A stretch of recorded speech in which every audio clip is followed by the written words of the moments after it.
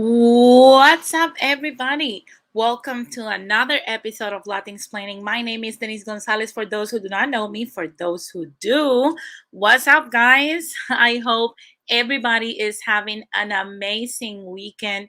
I know I have had an amazing weekend. And to be honest with you, yesterday was a little miscalculation on my end.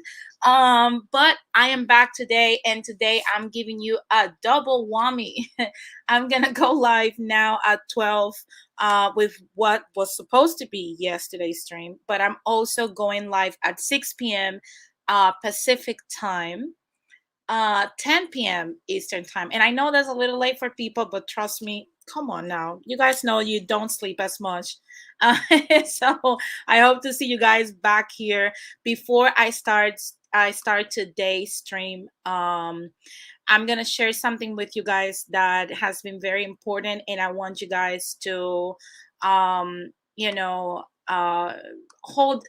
I mean, if I don't, you guys know I'm not very religious, but if you do, keep this in your prayers. And also, let's have, before we start today's show, let's have a moment of silence just to remember this.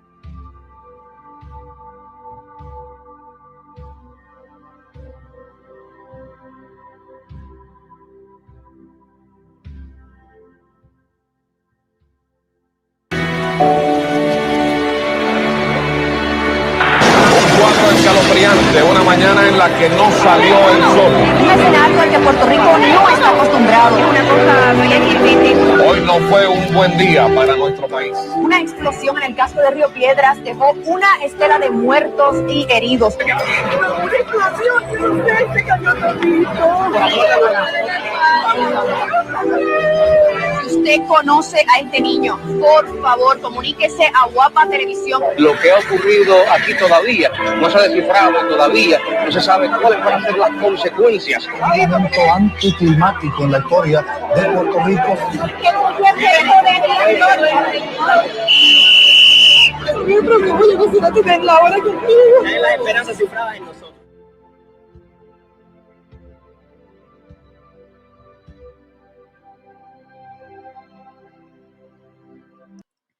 And guys, if you were, you know, if you were aware of this news when it happened, I was a child, but I remember vividly what happened. Today marks 25 years of, this disaster, this tragedy that happened in the store Humberto Vidal in Rio Piedras. I know many people that lost family, their mothers, because this was a shoe store.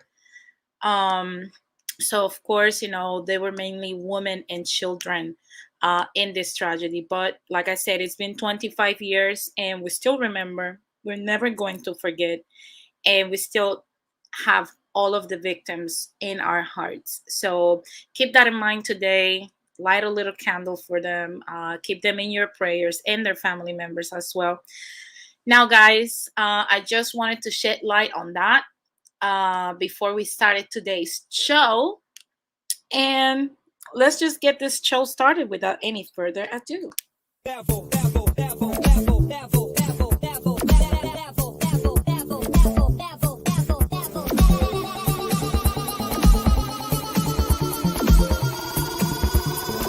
Take it to the next level.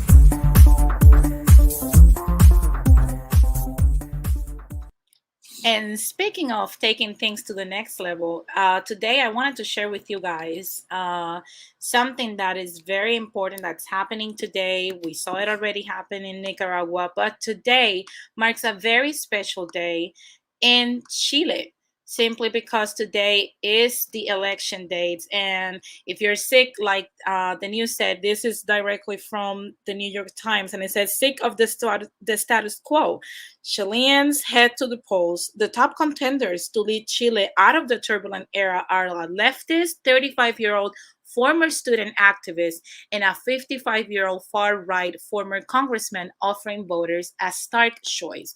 And I wanted to share with you guys what's basically happening right now is that the polls have opened in Chile at 8 a.m. today and are scheduled to close at 6 p.m., I believe.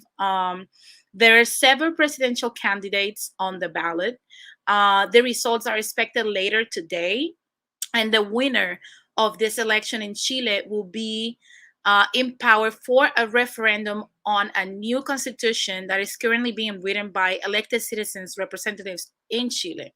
The Constitutional Convention was a concession to mass protest against structural inequality during an explosion of social unrest that started 2 years ago in Chile. Gabriel Boric, which is the 35-year-old congressman and former student that was an activist, represents the left wing of Apruebo Dignidad coalition that arose from all the unrest in Chile. And also, the most notorious candidate is Jose Antonio Cast, which is 55-year-old lawyer and former congressman and the far-right candidate of the Christian Social Front coalition. Also, Sebastián Sichel, a former official in outgoing President Sebastián Piñera's administration from the center-right ruling alliance, and Jasna Porboste, a senator representing a center-left parties who trail Boric and Cast by a substantial margin, run up the field with three other candidates. I want to also you guys to know that no candidate is expected to obtain an outright majority because there's so many options. But the top two contenders will face each other in the December 19 runoff. The president-elect will take office, I believe, in March 11, 2022, for a term of 4 years. I will keep you guys posted after the election is summarized and we know who is the winner. But I hope that just like El Salvador did with Nayib Bukele, we give a space to younger politicians, which happen to be the trend going on right now in Latin America, because they're offering different outlooks and options for the population. We'll see who wins. Who's your favorite? Who's not? Let me know on my Instagram, or even leave a comment here. Who do you think should win in Chile? Who do you think should be the president in this next 4 years of the Chilean population, or los chilenos? Who should be winning? That is something that I'm gonna leave up to the Chile population. But honestly, I hope that they decipher what's better for the country. I see that Culturally Castizo says in 2018 Chile declines to sign UN Global Pact on Migration. They, as a majority, say migration is not a human right. Therefore, they're definitely leaning right as a nation. Absolutely. I think that that is something that Chile has been such a melting pot for idealistic people, that right now this is like their own political gender reveal. We don't know who's going to win.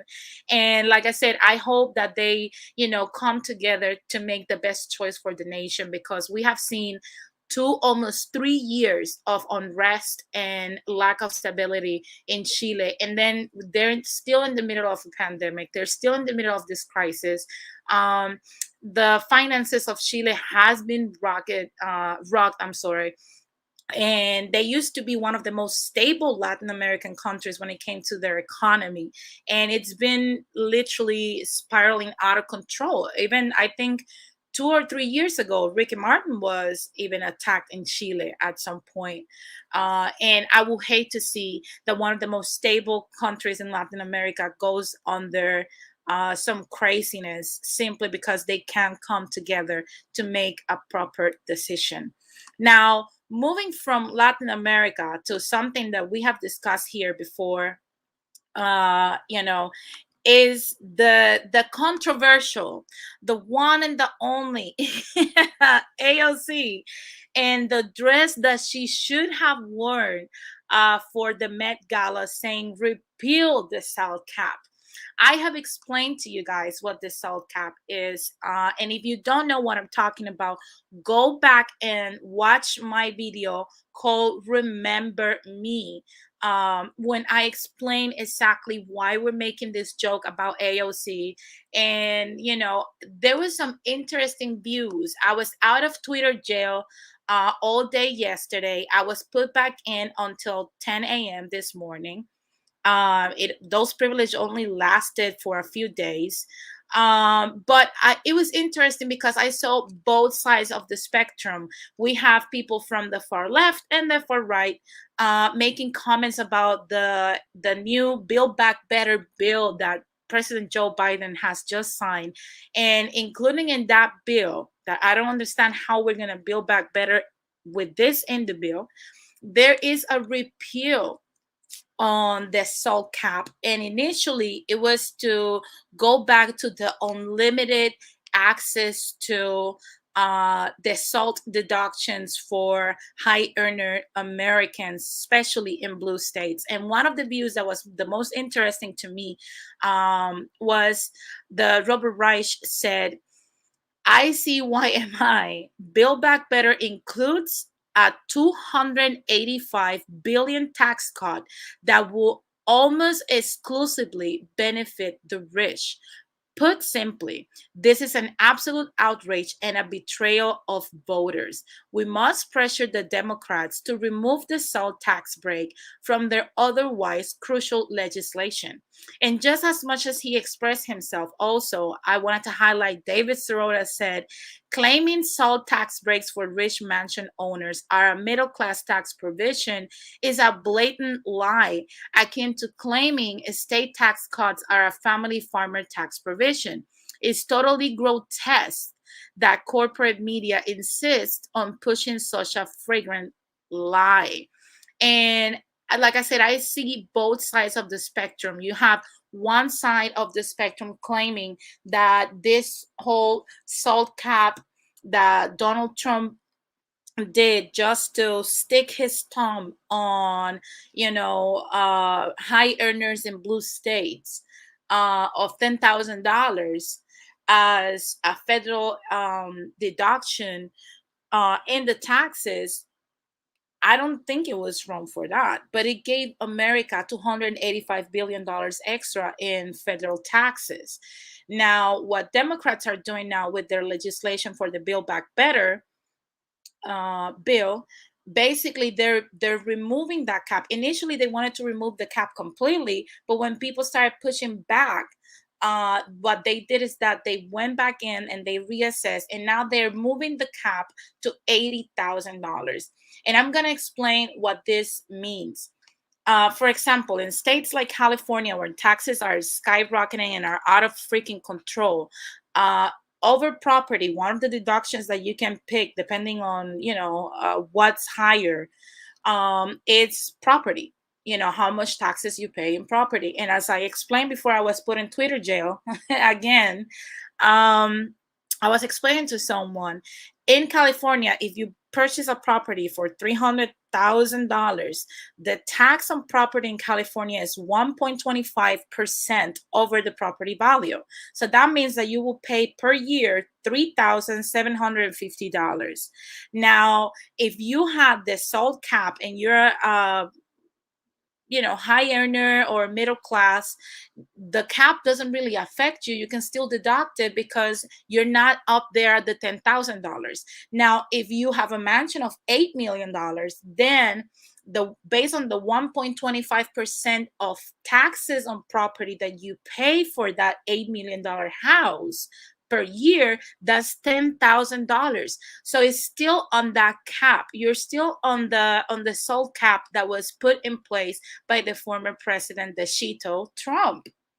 So I'm still trying to compute as to why people insist to say that this removal or expansion of the salt cap of $10,000 will benefit the middle class, when in reality, you're removing the richest population in blue states that pay the higher taxes, obviously, because in blue states, we have more taxes.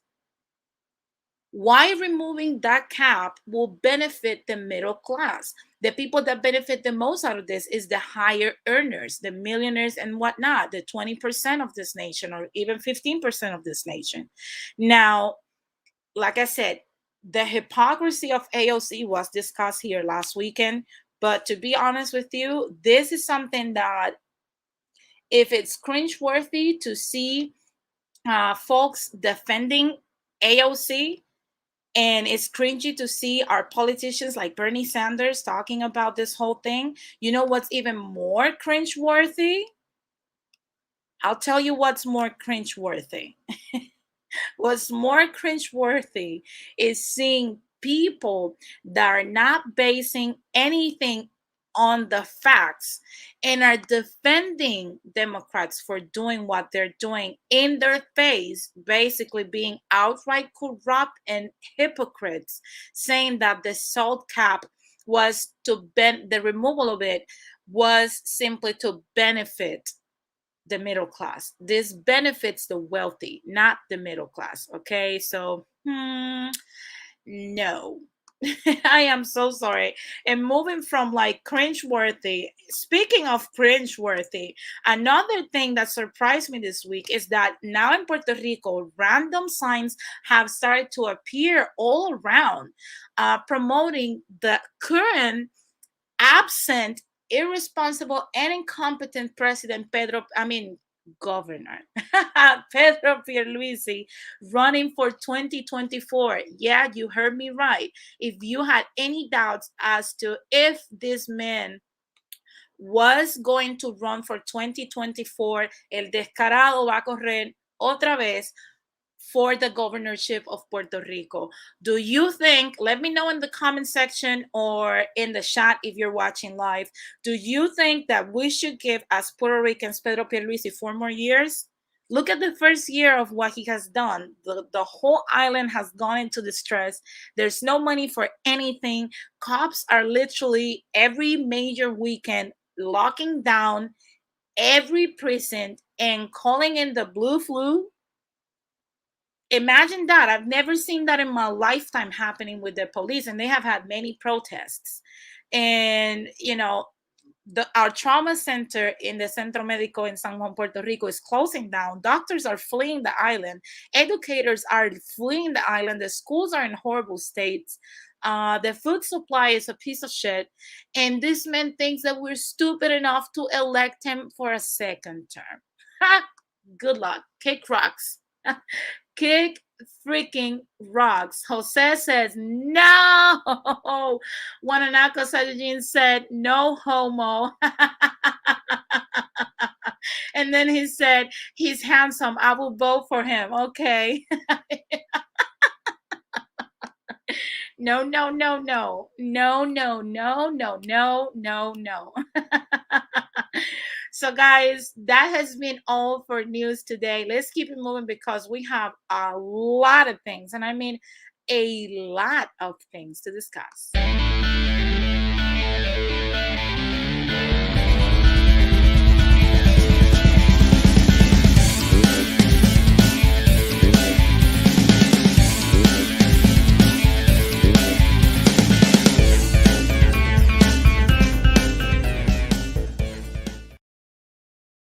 And as predicted, I told you guys last weekend when we were discussing here what was going to happen between the Mets and the Capitanes from Arecibo. I don't know if you guys have been plugged into my Instagram. I know some of you guys have done. Remember, guys, when I told you that I was thinking that the Capitanes were equipped enough to win and I thought that they were going to win? Well, guess what? They freaking won the series. They won the championship for the Baloncesto Superior Nacional in Puerto Rico, which is our organization. And guys, let me tell you something. It was explosive. If you missed out the game, go ahead and watch it, but don't hold yourself too harshly on this because according to Yadier Molina, he literally released, and he's my favorite baseball player, of course, from Puerto Rico.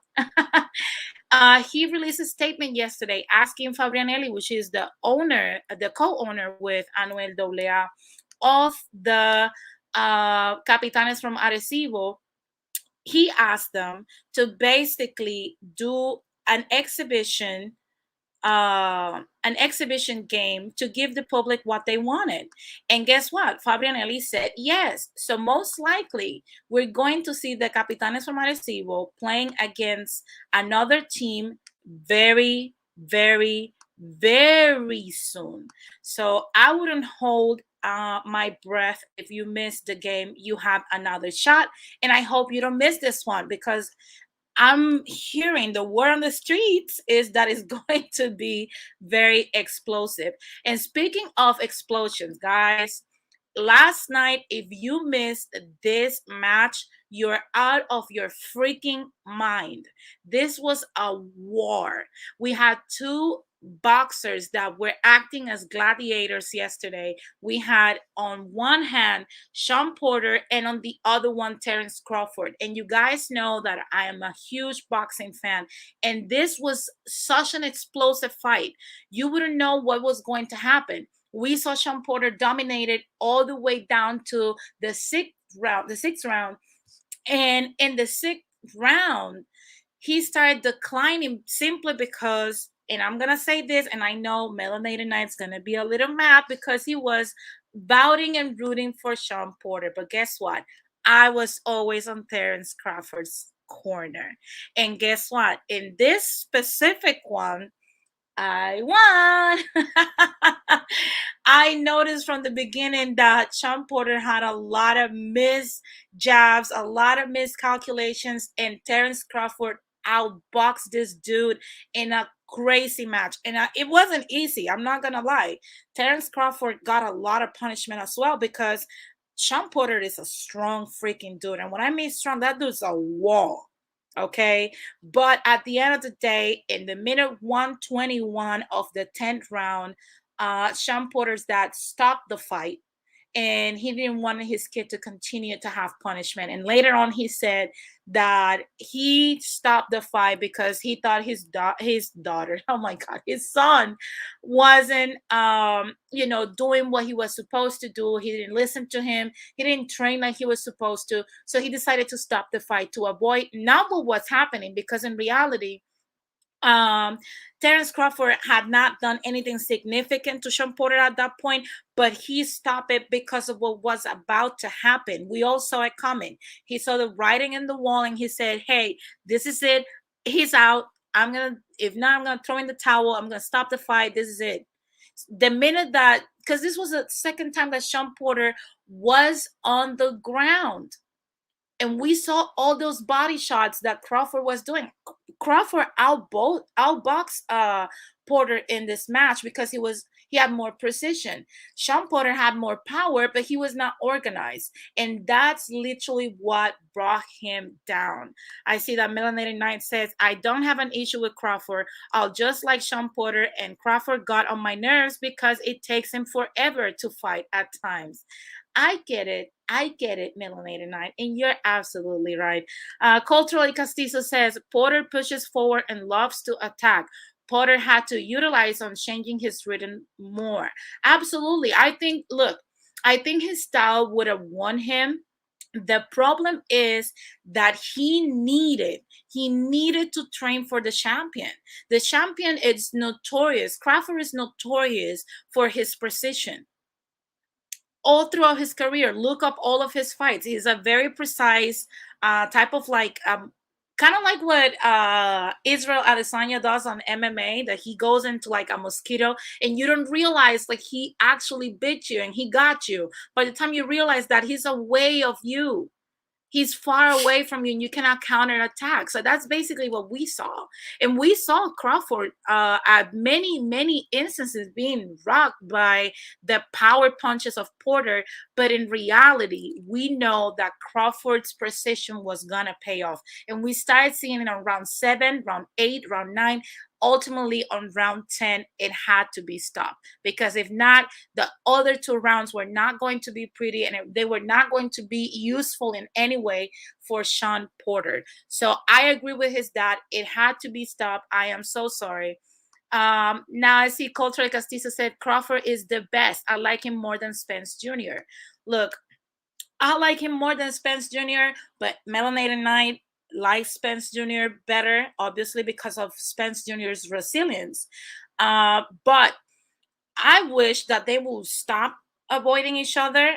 Some people say that it's Crawford that's avoiding Errol Spence Jr. Some people said that it's Errol Spence Jr. that's avoiding Crawford. To me, it's time to make it happen. I've seen many tweets saying, give the public what they want to see. And it's true. We want to see who is better. We all have that question. Who do you think is better? Hi, Terward. What's up? Yeah. So who do you think is better? I see Melanated Knight says Errol Spence Jr. is the best. And I think he is. But at the same time, I don't know about that. I'm torn. I will have my decision when this fight is announced. I swear. But to be honest with you, I saw it coming. On round 3, I told Melanated Knight last night, Terence Crawford is going to win. And he was like, no, Sean Porter is bringing it. And everybody was cheering for Porter. It was not just Melanated Knight. If you saw the fight last night, everybody up in that stadium was cheering for Porter, obviously because of his power. But we knew that the Terence Crawford fans and the boxing fans knew that at some point, Terrence Crawford was going to bring him down and he was going to win. Okay. Look at Melanated Night. He was like, she didn't tell me, Chet. Cultural Castizo said he has superpowers. Absolutely. This dude, he's no joke. And when you think he's getting tired, he's not getting tired, folks. He is not. You might think he is, but he is not. And he actually can take several power punches and still charge at you. He's like the African American version of Nate Diaz. You can shoot at him, but he's still gonna come at you. So guys, this was an explosive fight. I actually enjoyed it a lot. And I enjoyed a lot the championship game between the Mets and the Capitanes from Arecibo. And I hope that if you missed it, like I said, tune in and make sure that you actually watch the exhibition game that they're going to have soon. I will announce it here so you don't miss anything about it. But if I don't have to announce it here because it happens in between shows, I'm going to put it on my Instagram, so make sure you tune in. And guys, that has been all for sports today. And now let's keep it moving because trust me, we have more stuff to discuss.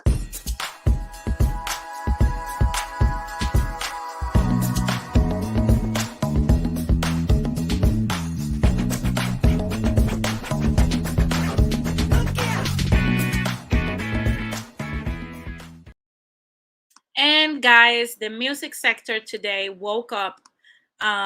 Today, I don't know what the fuck is going on with this Sunday, but this Sunday has been a little sad. And one of the main things that happened today in the music sector was Arcángel, very known reggaeton singer, lost his brother this morning due to a car crash in the bridge Teodoro Moscoso in San Juan, Puerto Rico. We don't know yet what was happening. This is a news that it's still in development. But we know that Arcángel made some statements and he said, yo no soy nada ni nadie para exigirle y mucho menos reclamarle nada. Padre se me enseñó a que tu voluntad, pase lo que pase, debe ser respetada y aceptada. Y aunque duela a un nivel inexplicable, si así es tu voluntad, te repito que la acepto, papá. Ahora sí creo que estoy en posición de pedirle fuerza y entendimiento. Basically, he's basically talking about God and how he's going to resign to his will. And, it hurts in levels that he cannot explain, but he is ready to, accept the truth and the reality as it is. So basically, this was very, very, very sad. Another thing that I wanted to announce in the music sector is that, well, we know already that Anuel AA has been teasing a lot about his music coming out, his music album, and he released this video. I'm not going to play the sound, obviously, because of copyright issues, but he released his new single called Súbelo alongside well-renowned and Grammy Award winner Mike Towers. And we actually saw the beautiful TV host Natalia Rivera being one of the models in there. There's a lot of things surrounding this music video. If you have not watched Súbelo, go ahead and watch it. It's really nice. Yeah, de bebecita.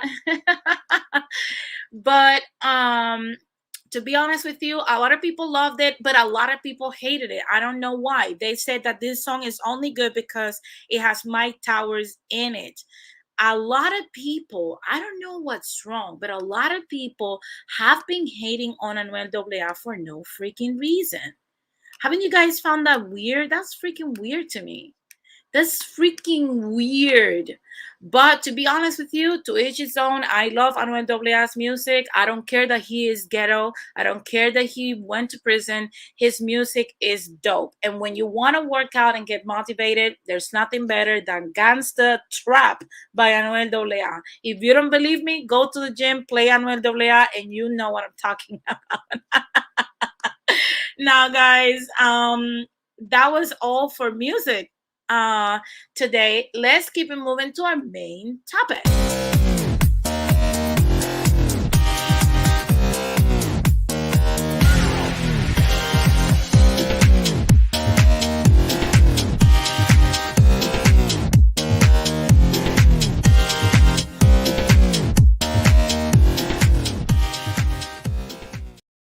Before I get to the main topic today, I want to ask everybody that is here. I never ask specifically for people to donate because I know we're still in the middle of a pandemic. A lot of people are unemployed, but something that is free to you, but it can help me enormously, is that you like this video and subscribe to my channel. So if you haven't done so, please hit that like button and subscribe. And also, so that you don't miss any show, please hit that bell for notifications, okay? So, guys, moving on to the main topic today: when feminism gets expensive. I know that a lot of people are going to feel triggered. I know that there's a lot of feminists that are going to get triggered by what I'm going to say, but it is the reality. So eat it up, suck it. Now, recently, a lot of people have been talking about this, including Kevin Samuels, which you guys know I'm a huge fan of. But a lot of people have been talking about what the Wall Street Journal published this week.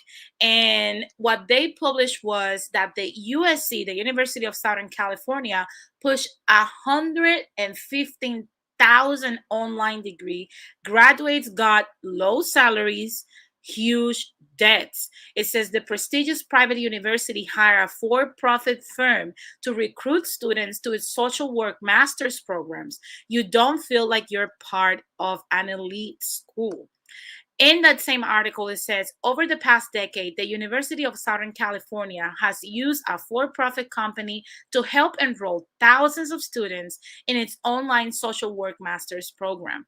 The nonprofit school used its status symbol image to attract students across the country, including low-income minority students. It targeted for recruitment, often with aggressive tactics.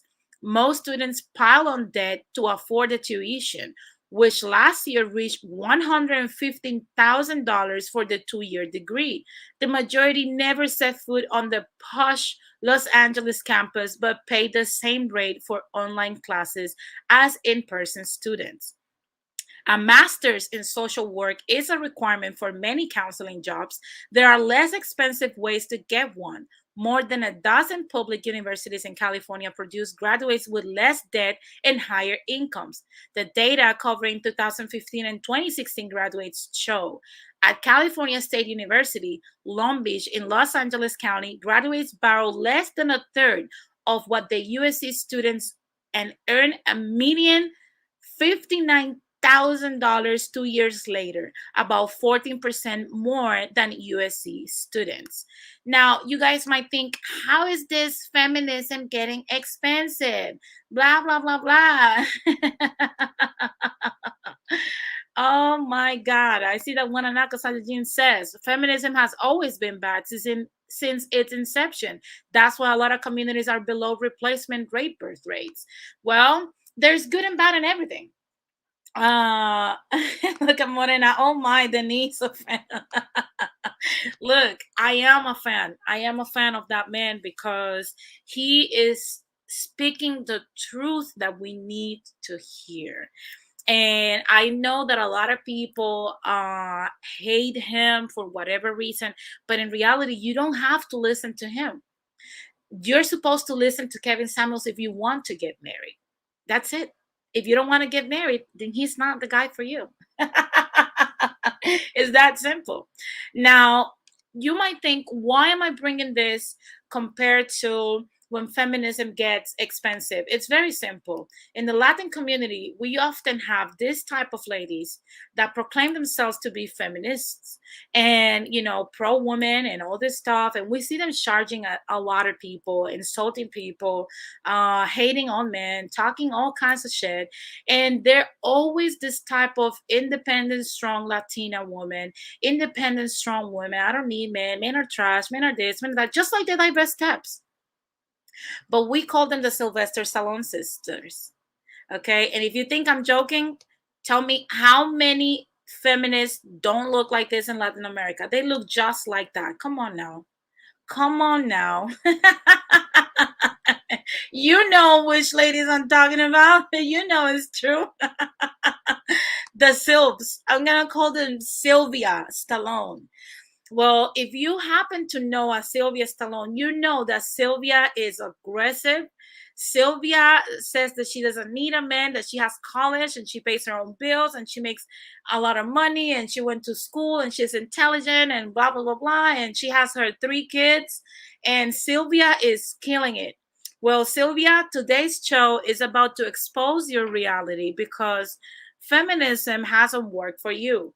So before we go into Sylvia, I want to shed light into, and oh my God, I know I'm gonna get a lot of Sylvia's triggered. But before that, I want to shed a light on what the women's liberation movement was before we talk about it, because a lot of people get confused and think that feminism, the way we see it today, is what feminism was in its inception, and it's not. Um, and I found an article that basically is talking about what this movement was about. And the movement of women's liberation in the 60s consisted of women's liberation groups, advocacy, protest, consciousness, raising, feminist theory, and a variety of diverse individual and group actions on behalf of women and freedom. And when people talk about the freedom of women, I want you to understand that what women were asking for was for the opportunity to decide if they could. Sylvia looks miserable. Sylvia. Sylvia, oh my God, if you tell Sylvia that she is miserable, Sylvia will try to punch you. Sylvia is tough. Sylvia is rough around the edges, and Sylvia is full of contempt for you guys. And if you're a Latino man that has dealt with Sylvia, you know that what I'm saying is true. Sylvia's annoying as hell. Okay. Now, one thing, everything you say, if you say day, Sylvia will say night just to disagree with you. Sylvia is annoying as hell. Now, one thing I would say is that basically this whole movement was to give women the freedom between being in charge of your own finances, being in charge of your own life, and making the choice if you wanted to be a career woman or a housewife. It was never about marriage. It was never about if you wanted to be single or married. You can do that. You could have done that in the past. You could have stayed single. Okay, you could have. That's not what the movement was about. But a lot of people love to confuse it with that. Oh, feminism is about this, feminism is about that. And look at Wananaka Sayajin is like, Sylvia will die alone with cats. Absolutely. Morena says, Sylvia will put you in a headlock. Absolutely. Morena, you know which ladies I'm talking about. You've seen them too. Uh, so to be honest with you, it was never about the concept of marriage or that men were hateful or anything like that. But one thing I wanted you guys to know about the whole women's liberation thing, I want you to guys understand what women were fighting for at the time. And there were 12 things, according to Odyssey, 12 things that women could not do before the women liberations movement. And the first one was open a bank account, credit cards, loans, or mortgages in their name, at least not without their husband or a male's relative's permission until the Equal Credit Opportunity Act of 74. They could not serve jury duty. Slowly, states separately allowed women to sit in the jury box over the years until Mississippi finally became the last state to legalize it in 1968. They were also not allowed to practice law. Hold on one second. I hate these ads. But basically, even if they had gone through all the years of school and passed every test, women could still be denied the right to plead a client's case until 1971.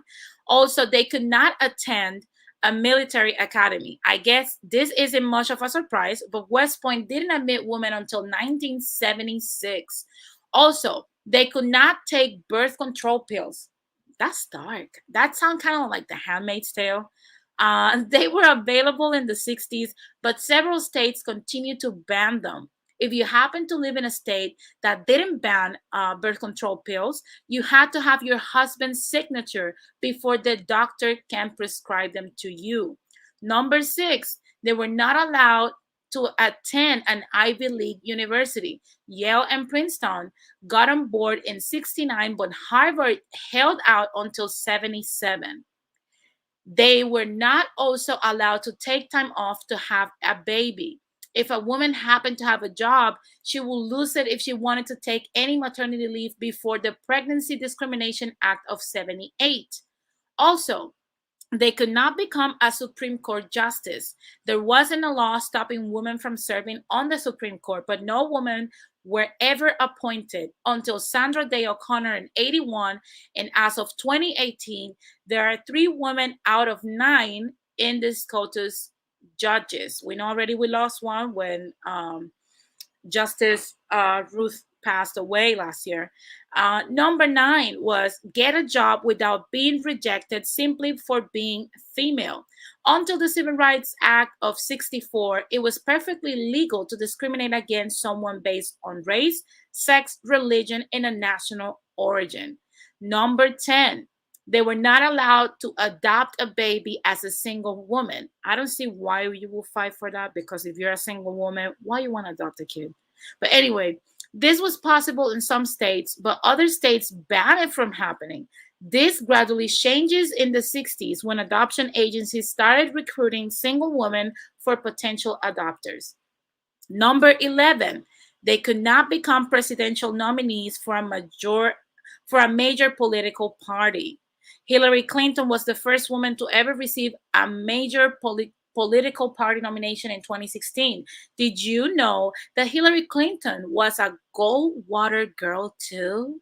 She supported Barry Goldwater in 64, but didn't vote for a candidate who vowed to resegregate America. The Goldwater girls were conservative women and political activists. They were moral martyrs and wanted to redefine strict gender roles. And number 12, experience equality in the workforce or the workplace. Kennedy's Commission on the Status of Women produced a report in 63 that revealed, among other things, that women earned 59 cents for every dollar that men earned and were kept out of the more lucrative professional positions. The National Organization of Women was founded to enforce full equality for women in truly equal partnerships with men. The gender pay gap is real even in 2018, which has been accounted for and is not true. But men still get paid more than women, and women are just as qualified. Look, I'm gonna say something. Obviously, I wanted not to be biased, and I picked an article that was written by women. And to be honest with you, Risa Realm is like invest in cat and dog food. Look, one thing I would say is that, this whole thing about this lady's proclaiming that, they're independent and whatnot. I've said on many streams, feminism has gotten too expensive and we cannot afford it. And articles like the one from the Wall Street Journal is just more evidence that keeps piling up that feminism has gotten too expensive. And ladies, you can't afford to be one. Because I've done a lot of research. And even if you want to go to the article, you can see how women roughly, the average American, according to the inflation levels that we have experienced in the last 30 years, needs to be making around $24 an hour as a minimum wage to be able to afford at least one bedroom apartment for themselves. Now, if you take $24 an hour and you multiply it by 40 hours per week, that's $960 in gross income. Monthly, that is $3,840. And if you multiply that by the year, You ladies that have these degrees, these PhDs, these oldest master's degrees, that you went into a lot of obnoxious and unspeakable, obscene debt into, make you a whooping $46,000 with 80 cents per year.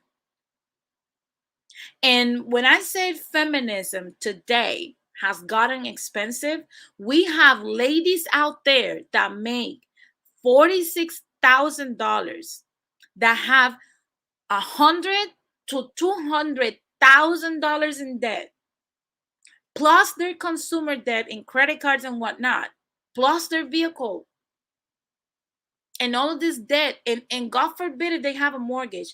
We have these ladies that are in debt, that started their life backwards, telling men that we're a little bit more intelligent in this aspect and decided to pick a trade rather to go to college and into debt. Telling these men that are making 80, 70, $50,000 that they cannot be with this men because they don't make enough money. And I'm here to tell you guys, I believe you. You cannot be with a plumber that makes $80,000 a year. You cannot be with a trucker that makes $78,000 a year. I understand that and I believe you. You want to know why? Because he cannot pay your $200K in student debt loan. And that is just the reality. You're too freaking expensive. So it's not necessarily that this man can afford a wife. They can afford you. You're too expensive. Feminism puts you down a line of acquiring all this debt, and then you go back to the men that actually are out here working, and you're like, oh no, he's not going to be able to pay for my student loan. He's not going to be able to pay for all these bills. He's not going to be able to afford that. But in reality, it's not that he's not able to afford a family. He can't afford you. And I wish that we will speak about this more often so that young ladies don't fall for this trap. And trust me, I'm not coming at you and I'm not saying I'm anti-college. I went to college. But I was taught not to borrow anything that I didn't have in my bank account. That's the way I was raised by my parents. So I had to pick up 2-3 jobs to pay for my college. It's just what it is. And I had to take time off. I had to take in between. In college, I had to take 2 years off to be able to work more and afford my college because I did not want a student debt loan. That's why now imagine if I was bringing $2,089,000, hey, I have $100K in student debt and you have to pay for it. Because how in hell a man is supposed to pay for himself, for the children, for you, for the home, for the bills, and your debt? Feminism has gotten too expensive. They have to do something. I see that Jose says there are many types of scholarships and financial aid so people can avoid student loan debt. Yeah, but that's not the case, Jose. Student loan debt today, I have friends that have borrowed money and they're hardworking people, but still they have to file bankruptcy after that, after college, just when their life is starting. And we have a lot of people, the index of people in bankruptcy under 30 is going up. By the time you're 30, you have almost $250,000 in debt. Because I support women going after their careers. I freaking do. But Sylvia, I'm going to tell you something, Sylvia. That social worker degree that you got, that freaking humanities degree that you have, that you look at men like this facial expression that you have right now, Sylvia, is not going to pay off. It's too expensive, Sylvia. Go sit somewhere.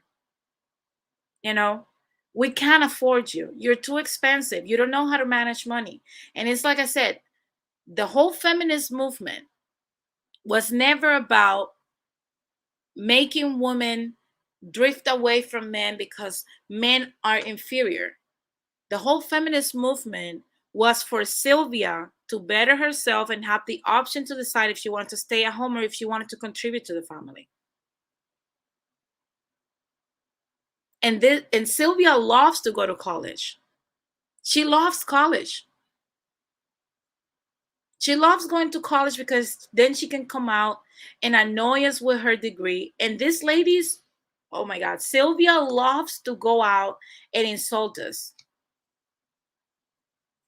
I see that Morena says, wow, so your credit automatically shot if you have to file for bankruptcy because of student debt loans. Yeah, absolutely. Oh my God, look at Culture Castizo. I just want to say one thing to my wife who's home. Yo, Adrian, I did it. Yeah, that's Sylvia at her graduation. Yo, I did it. And you notice that Sylvia often comes out and keeps bashing you because she has a master's and you don't. And a lot of people used to believe Sylvia. Sylvia will tell us, hey, I have a master's in humanities. I have a master's in this. Sylvia's broke. Sylvia is worse than broke. Sylvia's in debt. You know what Sylvia reminds me of? And this, I know this is gonna sound messed up. There was a lot of I had a friend when I was a teenager.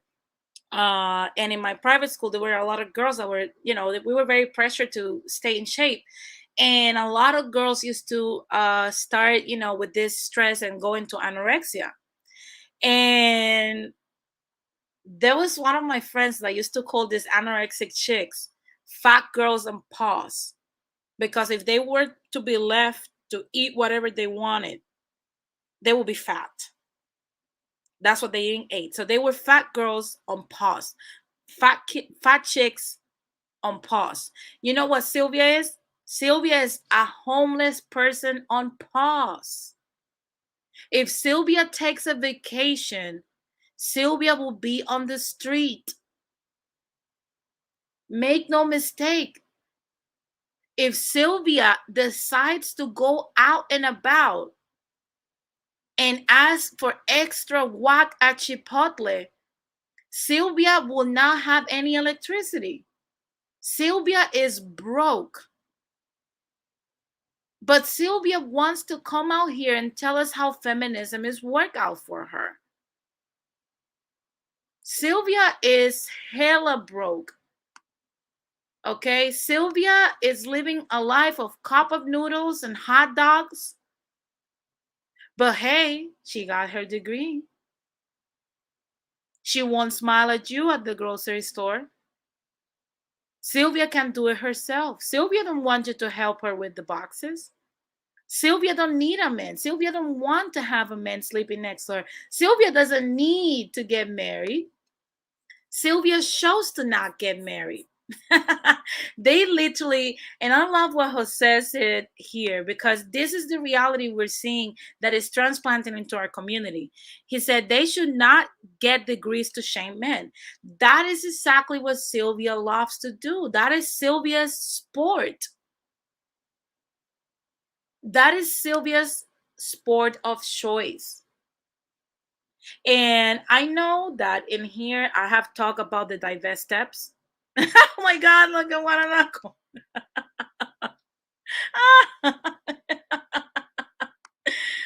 I know I have talked here about the divest steps.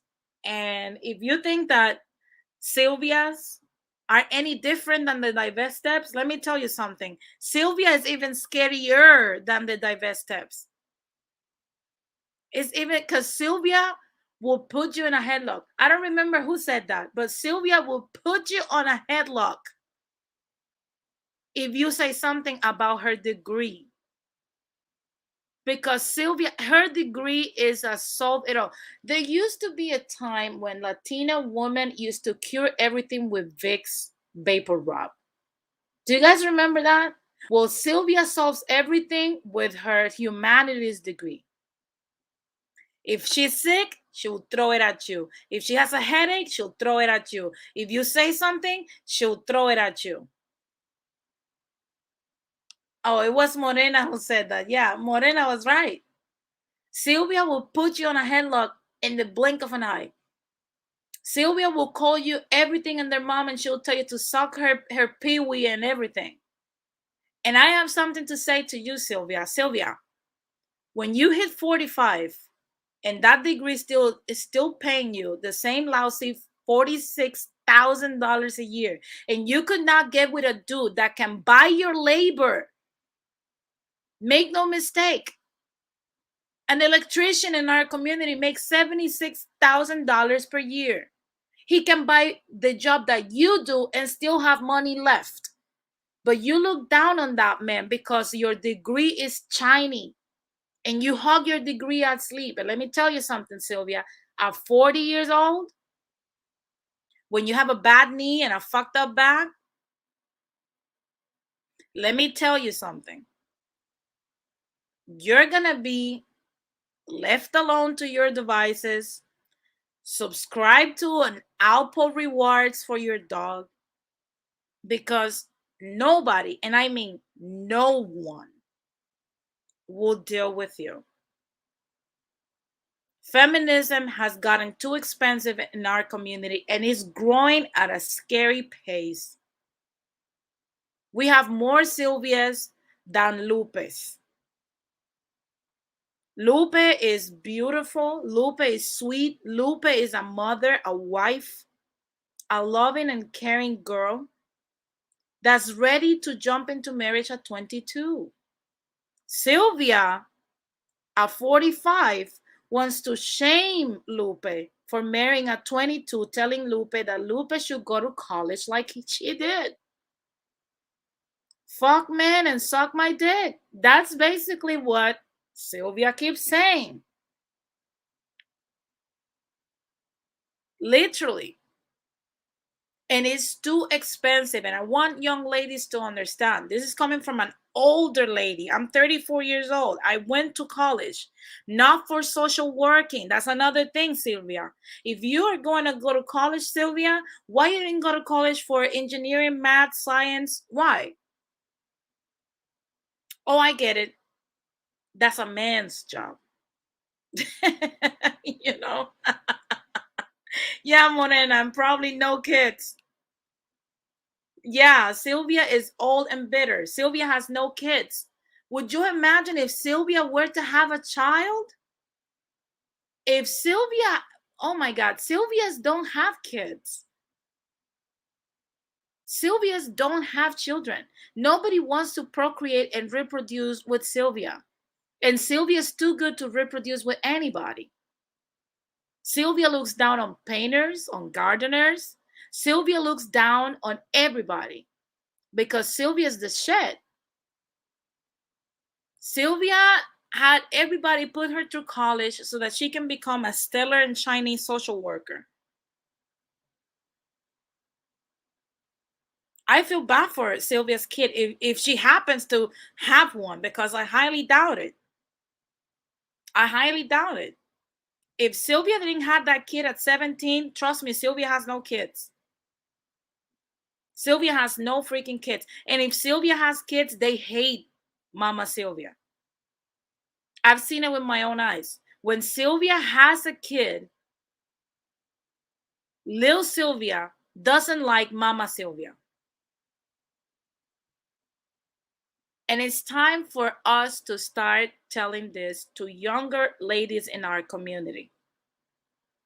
We don't need any more Sylvias. Sylvia don't understand that her degree will cost us as a community, because when she doesn't have enough money and her bad knee and her bad back start arising around 40 years old, 45 years old, and she starts breaking down, and nobody is going to be there to take care of her because she decided not to marry Jose or Julio because they were, ew, they're beneath me.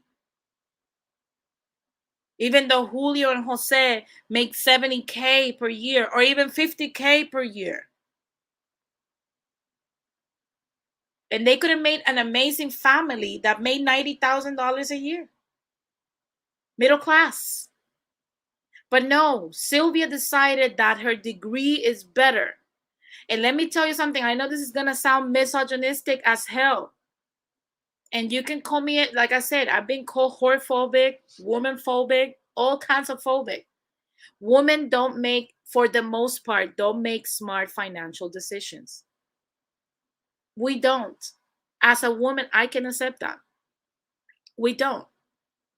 How does it make sense that I'm going to get a degree that I have not studied the return on investment before I got into it?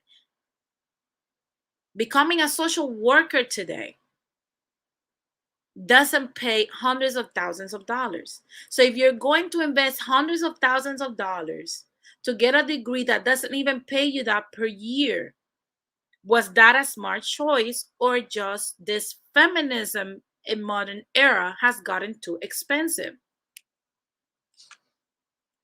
And I know, Sylvia, I know, yeah, you want to cry, Sylvia, but Sylvia, it is what it is, Sylvia. You had it coming. You had it coming. You know? So it's like I said, you don't make enough money to sustain yourself. That's why you want more and more damn government funded programs for yourself, so that you can survive with your minimum wage work. Because if you're making that amount of money, let me tell you something, Sylvia, that is the minimum wage that Americans need to live in this country. $46,000 a year is a person that gets paid $24 per hour. So you're on minimum wage. You went into debt for a minimum wage. That was not a smart choice, Sylvia. I'm telling you, girl. That was not smart. That was not smart at all. And now you're getting all aggressive and stuff. And you're getting all sad and whatnot, you know. But it's not our fault, Sylvia. It's not our fault. But probably, Sylvia, I don't know. Do you guys think that feminism has gotten too expensive? Do you think that, we can actually repair this? Do you think that people should keep going, uh, to college to get themselves in debt? Because, look, I'm tired of paying taxes. And every time we see women more often, there was something that Lord Hokage said the other day that I did agree with him. There's a lot I disagree with Lord Hokage, but in this I agree with him. When they gave us the power to exercise our options as women, we made the worst decisions. Don't blame me, don't attack the messenger, but the wealth of women and men don't compare. And then we want to call it the pay gap. And women pay this, women pay that. No, women don't necessarily make enough money to actually say, or contribute to society, to actually say that they're not paid equally. You don't get paid equally, first because you don't do as much, you don't pick the right careers, you don't do the dangerous jobs that men do. You look masculine, Sylvia, but you don't do all those jobs. When was the last time that we drove down the street and we saw construction and there was Sylvia in there? Sylvia's not there. Sylvia's only masculine when you want to attack her feminism and her aggressive views. But then they come in here and they start calling for that zaddy government to create all these programs to rescue Sylvia from failing. And that's what keeps creating more and more Sylvias. And that's what's going to create that more and more Latino men run out of Latinas to marry. Unfortunately, that's what's coming. We're seeing it with the white community. We're seeing it with the Black community. We're seeing it with the Asian community. It's happening in the Latino community. I'm telling you, we're surrounded by Sylvias. Juananaco says, I can get Sylvia a roofing job. Do you want to die? Do you want to die today? Sylvia will kill you if you even say that to her. Look at her face. Latino men are running out of Latinas. There are less Lupes than there are Silvias right now. Consuelas, there's not a lot of Consuelas out there. There's mostly Lupe. And Lupe doesn't only come in this ugly face type of chick. I've seen a lot of beautiful girls that are Silvias. The minute they open their mouth, they have the most ratchet behavior. They are ready to do crazy shit. They are ready to attack any man. Yes, girl.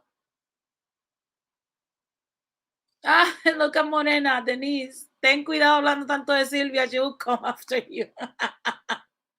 Wananaka says, we marry Becky's as well. We get all the Becky's. No, Becky's are only marrying at a 54% rate today. That means that half of the Becky's are useless. Brad doesn't even want them. And the problem is that we have to reassess what's happening. There was a time when Latinas used to be different. They used to be more of compromise, committed to duty and family and love and building. And don't get me wrong, there's still a lot of us out there. And you guys know I used to be Sylvia. I've said it many times. I'm a reformed Sylvia. I'm a reformed Sylvia. I'm a reformed Sylvia. But I'm seeing this trend. I'm seeing this trend growing. How many sholas you see here in LA? With the freaking eyebrows tatted and all this fucking lip piercing and shit. That's disgusting. There's nothing worse, and I'm saying this as a woman, there's nothing worse that I've seen on a woman than a fucking top lip piercing. That's the fucking disgusting. I want the guys to answer in the chat. Do you think that a woman with a top lip piercing looks cute, or you think that's disgusting? I find that disgusting. Why you want to have that up there? That's like the replacement of like the old school, let me tat on my upper lip at a freaking birthmark that always look green and disgusting, and we knew it was fake.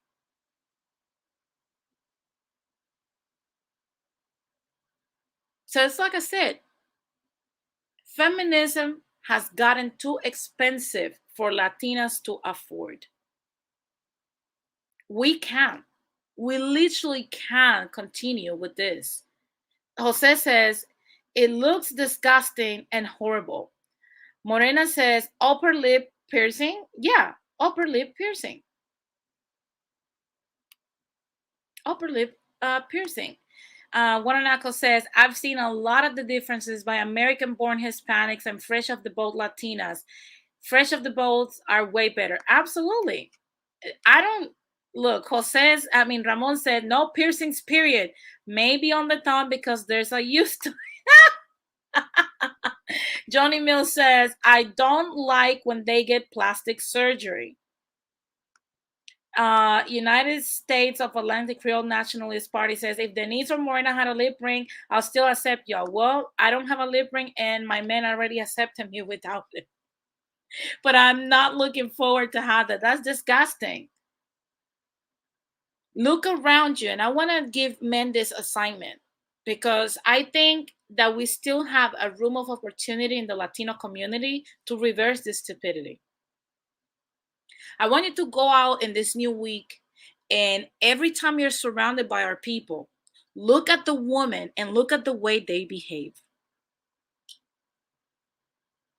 I want you to look at the way they behave, how loud they can get, what they talk about, how they carry themselves. Look around you. And what's up with the fucking BBLs? Every time I go into the gym, I see more and more Latinas with this disproportionate, disgusting butt that we know are two balloons that you place in there. It doesn't look good, sis. It doesn't. If you have a small booty, be happy with it. Rock it. You're a small booty girl. Stop getting all this lip injections, bullshit, and all this stuff. That looks disgusting. That's the Sylvia started kit. Master's degree, bachelor's degree, PhD. You're a feminist. The gold chain, the lip ring, the nose ring, the fucking latches that are like longer than anything. They arrive 5 minutes before you to places. You know, that's disgusting. So guys, maybe I don't know what I'm talking about. Maybe I'm just making shit up. Maybe I don't know what I'm talking about. Or maybe you think that Sylvia needs to be eradicated. And I'm putting this job on the men, because I know the men in our community can also be vocal, but sometimes you get intimidated because Sylvia is fucking scary. Sylvia's scary. You don't want to be near Sylvia, but it's time to call out Sylvia. And that also is a job for us women.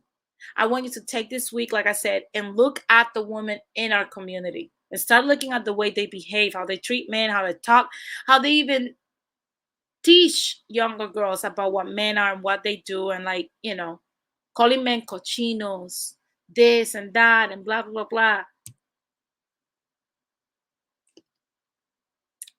How many Sylvias you think we're going to find this week? I don't know. And to Sylvia that thinks that, you know, she has everything going on for herself, and that, you know, eventually at 40 she'll be like, oh my God, I can't find no man. Oh my God, there's no good. These men out there no están por nada. Estos hombres no están por nada.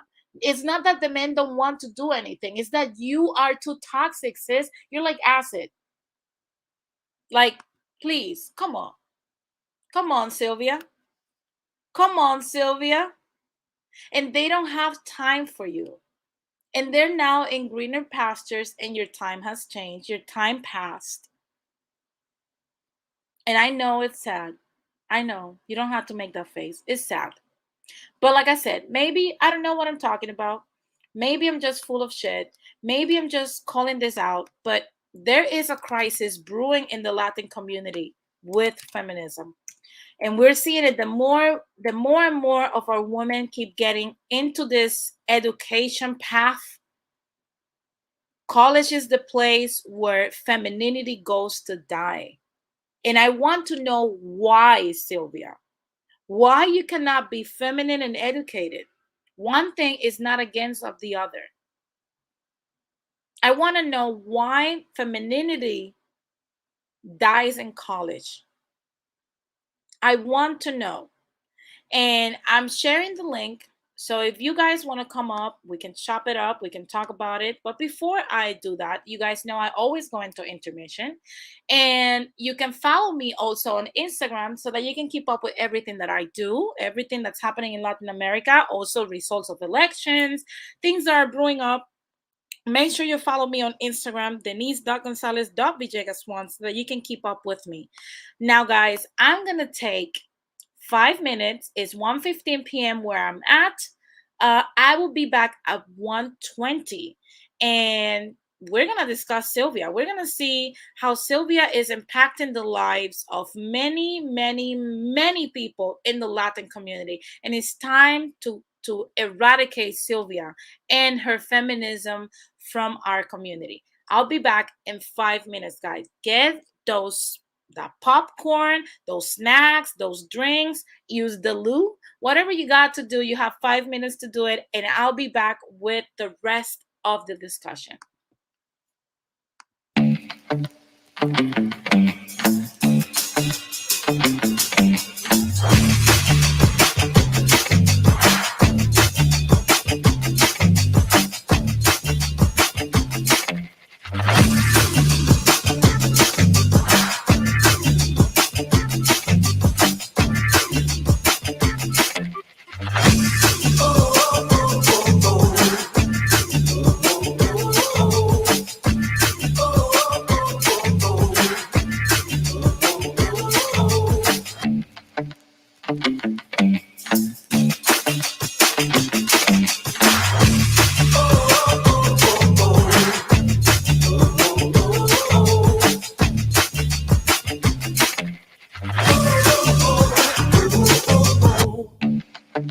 And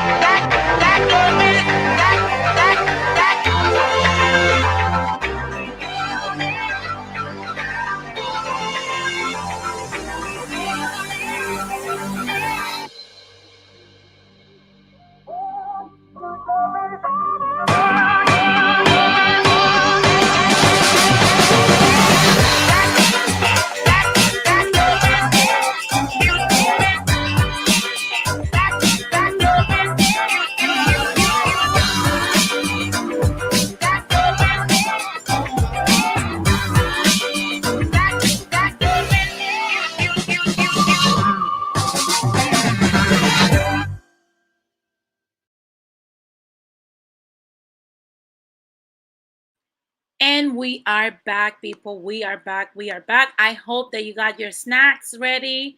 You got everything ready because the discussion is going to get popping.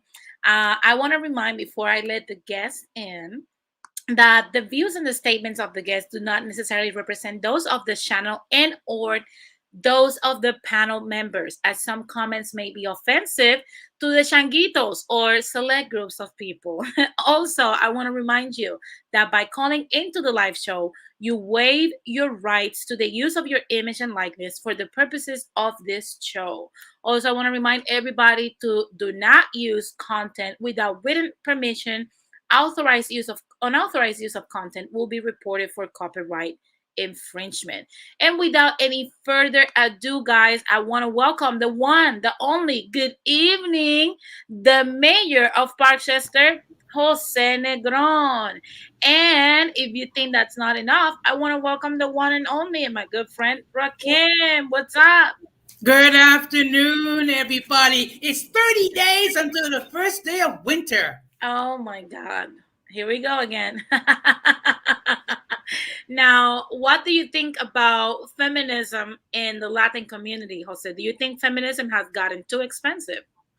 Okay, now as regard to the Fenmo that it's another name for after tap community. I think it is very expensive. I mean, look, the fact of the matter is, instead of pursuing a college education so they can be productive financially, they advance their education to like, see, I'm better than you. I got this. You don't got that. Nah, nah, nah, nah, nah, nah, nah. And what's going to happen is these women are going to die bitterly and alone because I don't think even the dogs or the cats can deal with them. Morena says that also she likes Sylvia's chain. Yeah, Sylvia has style. Don't get me wrong. Look at those curls. Sylvia has style. I've seen better. I mean, look at that. Even portraits and jewelry. But fortunately for me, I don't have that problem. You don't deal with Sylvia's, Jose? Not even. What if a Sylvia that's 40 years old comes at you and say, "Hey, Jose, I like you. Take me out on a date." Do you think you would date Sylvia? I will do one of these. Sprinkle her with holy water. and run. Now, Rakim, welcome. How are you? What's going on, Denise? How's everybody on the panel? My Oh, good friend Good. Jose. good afternoon. Missed you a lot. Oh Look, yeah, yeah. I've what do been you, working. I've been working a lot. Okay. Yep. Rakim, what do you think about Sylvia? Do you think feminism has gotten too Hello. expensive for Latinas to afford? Well, yes, feminism has gotten too expensive for women to afford in general.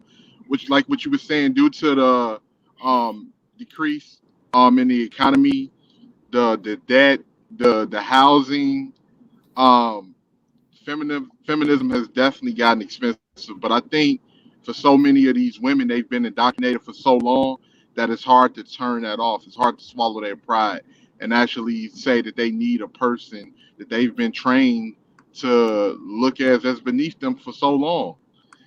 So as far as the way some of these women think when it comes to getting older, or when it comes to not having a significant other, they'll just try to bring down other young women with them. They'll just find young, impressionable girls in their lives so they feel like they have some type of company.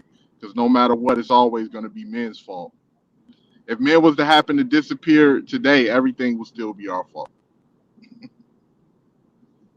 Oh, yeah, absolutely. Um, Go guys, ahead, Jose. don't you know that with a humanities degree, it can cure cancer?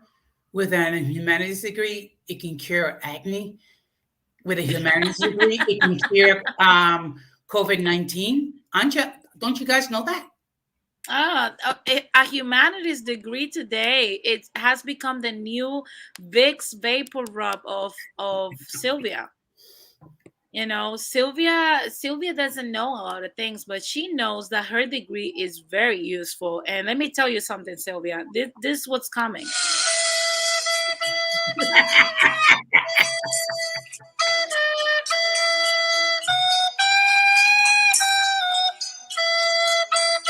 That's basically what's coming for you, Sylvia. But I see that I have my good friend Boricua. What's up, Ramon? ¿Cómo estás? ¿Qué pasó, mamá? ¿Qué es la ¿Cómo que hay? ¿Todo bien, estás? chica? Todo bien, disfrutando el fin de semana, ya tú sabes. Ya, acá se está poniendo un poco frío. No me gusta, no me gusta. No, a mí tampoco. A mí me encanta de frío. No, frío, no frío. No cold, not to the cold. No cold. I mean, come on, it's no 30 days into the first day of winter. I'm going to celebrate. You can celebrate. That's fine. You can celebrate. I'm not trying to do all of that because cold. I'm not cold compatible. I'm not a cold weather person. I was born and raised on a tropical island, and that's it for life. I mean, when you live like the first 30 years of your life in a tropical environment, you become set. You get set like that, and you get taken. ¡Ocho puñetas! Every time the winter comes, this is me and Ramon. ¿Sí?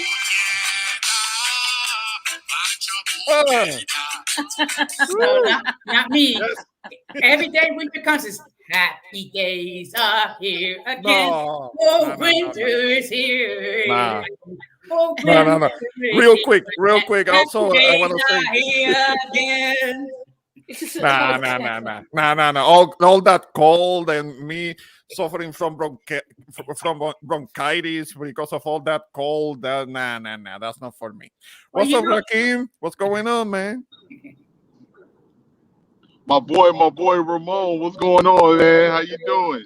Yeah. I couldn't get on a stream without giving you a little shout out. I mean, it's just that Jose is vice versa. Like, yeah, it's kind of like giving us this mess about winter. Don't remind us, Jose. We don't want it. We don't want the winter. Speak for yourself. Speak for yourself, and my lady's gonna have to get used to winter. Ah, good luck with that. Good luck with that because she's gonna be kind of like us that are gonna hate it. Most likely, that will be my my guess. She's gonna hate it. She's No, gonna hate it. she's But gonna be guys, beloved. guys, Well, back on the Yes, topic. yes. yes. Ramon, do you think that feminism has gotten too expensive for Latinas to afford it? Well, as long as they, well, unfortunately, because some of the Hispanic women or Latinas, as you rather call them, they have followed the lead of the feminist of the North American feminist movement, and that did filter down to Puerto Rico to a degree. Those are the Because Puerto Rican feminists. oh boy, Have you seen them? You nah. don't tell me, Ramon, that we have not seen this in Puerto Rico. When you go to Rio Piedras or you go Yeah, to Carolina, you see this lady. Come yeah, yeah, on. yeah. Looking like that or looking extra overweight, unfortunately, that's also Yeah. a thing because all of the fast food culture was pushed on the island, so there is obesity down there too, and it's very unfortunate. Maybe not as visible as it is out here in the states, but in Puerto Rico it also does happen, and some of the attitudes and the whole thing about uh, kind of like the the whole toxic masculinity mentality, the anti-manhood, and how being a man is a bad thing, and how it is potentially criminal and dangerous for a woman, for a man to be a man. Some of that mentality, unfortunately, has filtered down to Puerto Rico, and it is very unfortunate. And it is gonna be expensive because the same result that is happening here in the States is gonna start happening in Puerto Rico too, which is that the guys are not gonna want to be with a woman either. I mean, they're Ah, gonna be looking. They're gonna be looking towards other places. I mean, they're gonna wanna be with women of other places, other countries, other parts of the world. In that's just gonna be the logical response to it. I mean, as a Puerto Rican myself, I love Puerto Rican women, but if it's gonna be too difficult to be with one, I'm gonna have to look somewhere else. Most likely, a she's about to Latina cry, too. Ramon. She's about to cry. I don't care. You're making her cry. I don't Yeah, Look, care. Ramon. she's croc tears. That's her problem. And You don't think that Sylvia's adorable? You don't Uh, think that Sylvia's nothing. Denise, adorable? Nah, Denise, nothing masculine for me. I'm a Denise, man. I would rather be masculine. Nah. Denise.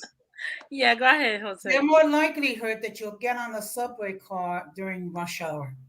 Oh, I love I what can only, Donnie said. He's like, stay toxic, fellas." yeah, yeah. Look, we have started to see documentaries even done by Latinas about this stuff. And make no mistake, I have shed a light a lot about how there's a lot of feminicide in the Latin community. However, I will say, ladies, we are having enough information out there. There's a lot of research out there so that you can make the best choices when it comes to marriage. And I'm not blaming them for their own experiences. Of course, there's some ladies that get trapped into that, but that's not an excuse for you to become a Sylvia. That's not an excuse. Just, go somewhere else and take your femininity with you. Don't check it at the door. There's plenty of good Latino men out there. There's plenty of good African American men out there. There's plenty of white men out there. Go find yourself one. Keep living your life. But we're seeing a lot of documentaries of these ladies like turning into this whole masculine, insulting, aggressive, uh promiscuous, freaking, I don't know. It's a weird subculture that is brewing in the Latin community, and it's starting to spread in large numbers. I think they're becoming what the white feminists were becoming back in the late '60s. They're kind of trying to catch up to that. that will be that's the impression that I'm getting, that they're kind of like becoming what those feminists were back then, back when they were burning bras, or they weren't taking care so much of their looks, or they were trying to be masculine and all. Maybe there are these Latinas that are trying to catch up to that. Maybe not so much to the third wave of feminism right now, which is the very radical anti-man, like Yeah.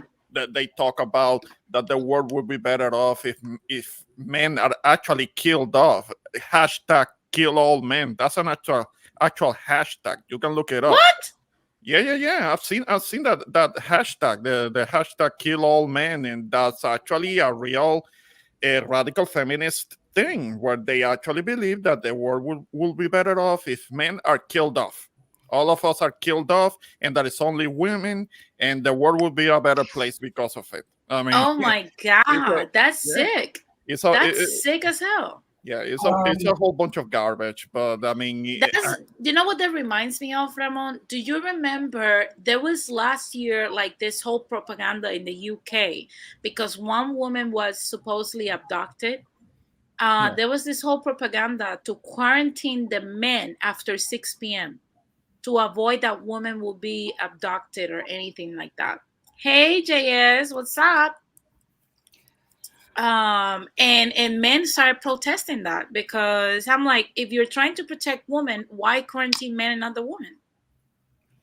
Uh, no, I haven't heard of that one. But that whole quarantine, that's targeting one whole group, one whole gender, and no, that's not how that works. I mean, as a person, as an adult, after a certain time in the evening, you shouldn't be wandering around anyway. I mean, it's just like kind of common sense, and you should be aware of your surroundings, keeping your head on a swivel.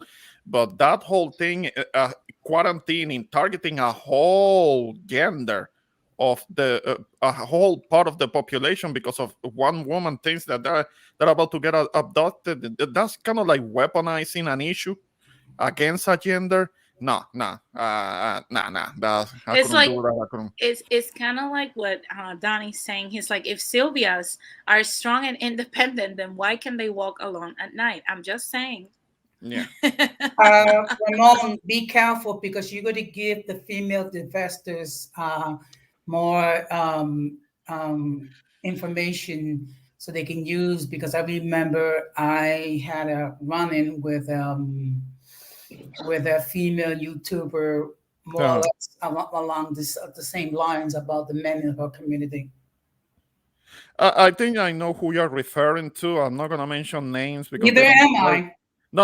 I'm not gonna mention names because Neither they am don't I. deserve it, and they are the type of women that, as men, we should stay away from them, not give them attention, turn our backs on them. They think that we are so bad, and they can stay away from us. They don't need to come around men trying to get attention, because okay, they can talk a whole bunch of garbage, a whole bunch of shit about how bad men are, but they're still trying to get attention from men. No. Don't give them attention at all. They need to be excommunicado. I mean, from the male gender, absolutely, 100%. I'm dead serious. Mm-hmm. Yeah. No attention to the male haters, female women that are hating on men that don't deserve attention, because that's something that they need. They need that anyway. Well, they have their. I have my name for them. They're now known as the fembotaps. The female tips. That's pretty good. That's pretty good. The female tips. Yeah, So but as you can the female see, tips. the MIG community is really expanding, and this is a representative of. Okay. Yeah. All of the different taps. This is the new tap, the new classification of the tap, the female taps. So, the female tap, yeah.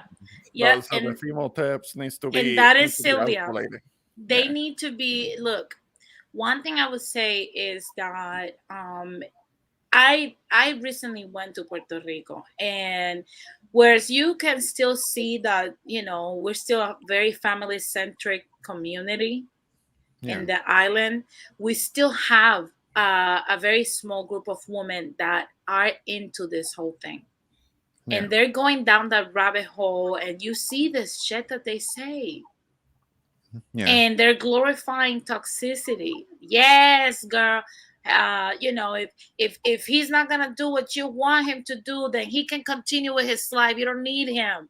And we see more and more of this mirroring the American feminism starting to take over. I just saw a documentary like several months ago about how feminism is growing in Mexico. There's 2 million Mexican women now being feminists and call themselves feminists. I'm like, so you're gonna destroy the Mexican family now? What the fuck? Okay, but which wave are they mirroring? They are imitating. Second wave right now. Oh, okay. They're on the second wave. Yeah, yeah. Second wave. Second wave. It's not about choice anymore because Mexican women you know, have a choice to actually work or stay at home. Yeah. So they're just literally just going all out because I don't know. I guess they want to be different. They want to be twerking on the street. Melanated Night says we saw them twerking the same way they do here in the States. Yeah, absolutely. I saw women twerking in Puerto Rico the same way that they twerk out here, and I was like, that's disgusting. But okay, if that makes you feel good. Yeah, well, the twerking in Puerto Rico, that has to do with the perreo and the reggaeton. That has been happening since the 90s. There is nothing new to that. But on the street, Ramon, on the streets. But weren't they tourists? Because I remember the videos of the tourists. There were some tourists, but the ones that we saw were from the island. Oh. I'm like, what the hell is going on? Like in Puerto Rico, I'm going to explain it the way it is. Look, in Puerto Rico and in the DR, if you want a wife, you have to go into the mountains. You have to go to either the west, the central part of the island, or the east. If you get a girl from the city, she's going to be in this group with this whole culture. You know, this Tatiana culture. The same way we're seeing it all throughout Latin America. If you get a girl today from Medellin, Colombia, I feel so bad for you. I feel so bad for you.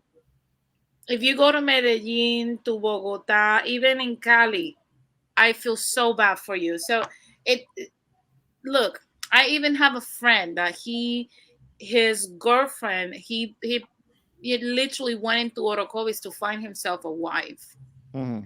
And he's from Carolina, and he's like, what, you want me to marry a girl from Carolina? Hell no. Oh no, Carolina, Lina, no hay liga. No, that's one of the places that are known for kind of like the very urban culture going on there. That's one of the places. Yeah, Carolina. Yeah, Carolina is the home of reggaeton.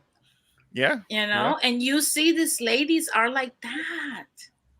Now, I have a question. When it comes to twerking, what does it mean dancing provocatively? No. Yeah. Look, it's like a very sexual dance where most of the times these ladies are showing their butts and just shaking their butts in public. Okay. Yeah, that's pretty much what twerking is. Like the twerking culture in the United States really originated from New Orleans, Louisiana, with bounce music. And to my knowledge, they was doing, of course, you know, you have the twerking in the Caribbean and in the DR and PR and everything from reggaeton and different music. But the twerking, the United States twerking started from bounce music from New Orleans, and pretty much it's a sexual provocative dance. You have a lot of women that say they just do it because it's like for them women empowerment, but really they're just doing it to get attention from men. Anytime you see a group of women twerking, they doing it for some type of attention from men. Absolutely. We have, and I agree to a degree with what Wananako Sajin is saying. He's like listening to Perra and or all the trash dembow music. That's a bad influence. Yeah, absolutely. Music is one of the most influential things that you get exposed to.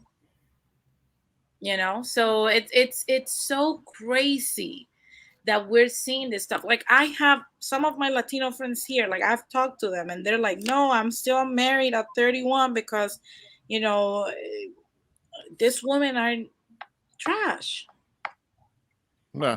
Well, because of I'm familiar with how reggaeton on the island started out back in the 90s. I was seeing that in a party atmosphere. There was the the grinding, the people dancing, and the perreo with the women. That was already a thing. It's just a different name for it, the perreo thing. But But in it was still like either in the Los Paris de Marquesina, right, like the garage parties or yes. the clubs. Now you go out on the street and you can literally, if you drive through Carolina, you're gonna find one fundillo dancing in front of you somewhere. I'm not even making this up. Go experience it un culo, yourself. un culo en el cristal del carro. Yeah. Yeah. Ass You're up going to get to the flashed. to the window glass. Yeah, Ass to the it's glass. Ass to oh the my glass. god. Ass up to the glass. Yeah, look, Mananako Sajin says men like to hit that but not marry that. Absolutely. And we have to look, if we're going to take the time to talk about the American feminism and criticize them, we have to do something before this is spread throughout all the women in our community.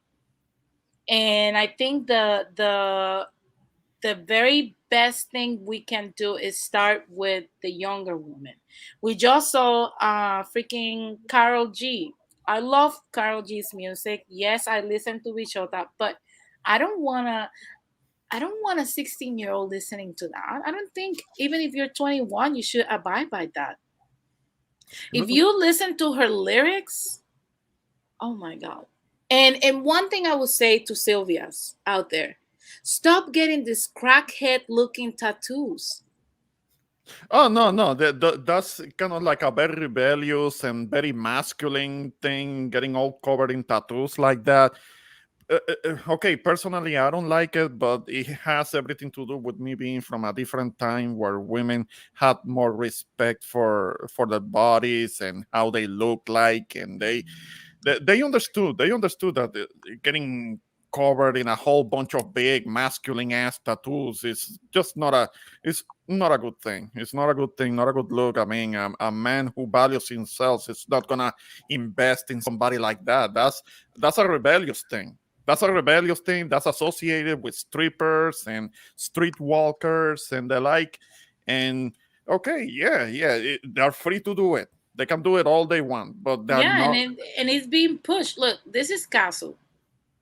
Yeah, Casu yeah. is a beautiful girl. Look at all those. She Wow. looks like any crackhead that you will see on the street. Yeah. Now, this is what's being portrayed to young girls as successful, independent, strong Sylvia woman.